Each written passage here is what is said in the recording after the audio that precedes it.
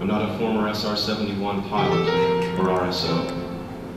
I wasn't a member of your design team at the Lockheed Skunk Works or on the assembly line that built the Blackbird. Nor was I a member of the Air Force at Beale, Mildenhall, or Kadena, who kept the Blackbirds flying. I'm not even an airplane buff in the classic sense.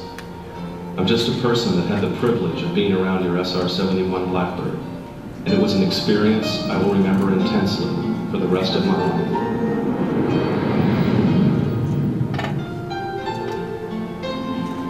There's just something about your Blackbird, Kelly, that words don't adequately describe. Anyone who has been near a Blackbird and felt its presence knows what I'm talking about. It's a feeling in your gut, and instantly you want to be part of it. Part of what I call the Blackbird family. Today, Kelly, you are being honored for your design work on the SR-71, and justly so. To me, the SR-71 is not only your greatest aircraft design, it is perhaps the greatest aircraft ever built.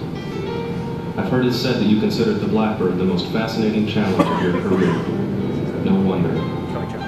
It was a design that was so advanced that everything that touched it had to be new. New manufacturing processes, new tools, new materials, a whole new approach. You built an operational stealth aircraft a decade before most of the world had even heard the term. It was a design so far ahead of its time that it retired before time could catch up with it. In times of crisis, the Blackbird provided 6 presidents with a unique and critical view of the world. The Blackbird served this country for just over a quarter of a century, and that entire time it stood in a class of one. To me, the Blackbird is much more than a technical marvel.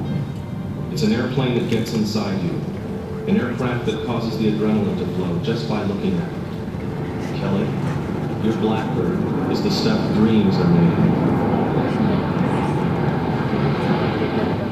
It's the model plane sitting in a young child's room, proof that everything is possible, that the sky isn't the limit. And it's the poster hanging on the office wall of a middle-aged engineer, testimony that yes, even in the real world, miracles do occur. The SR-71 embodies all that excites people about aerospace. Its crew seems part pilot, part astronaut. The Blackbird itself appears part airplane, part spacecraft. The typical Blackbird fan is a cross-section of America. It's your grandfather, your niece, your son.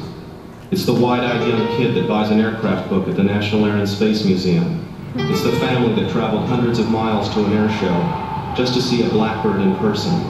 It's the people on the Air Force base that stopped what they were doing to watch an SR take off. Everyone, every time, no matter how many times they'd seen it before. And it's the pilot who last flew the Blackbird 20 years ago, who has the look in his eye that says, I flew the best aircraft ever made. The look that can barely contain the desire to get in an SR just one more time and light the burners.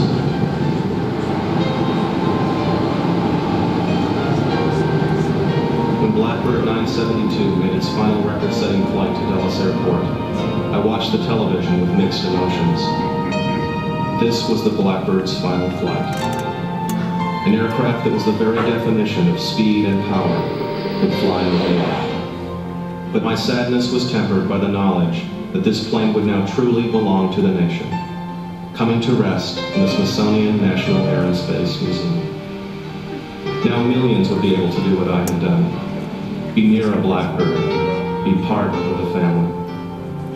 Kelly, in the years to come, whenever I want to experience your airplane's majesty, I will remember the time I spent with your Blackbird, the smell of JP7 fuel, the feel of it on the soles of my shoes, the sound of an air starter wind up, the tab ignite, and I'll put on the film that we shot during those incredible weeks in 1987. I'll watch it, feel it, be part of it again.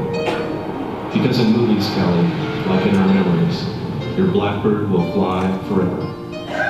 Congratulations, Kelly, and thank you. Devin Honker, Assistant Cameraman, Blackbird, the movie.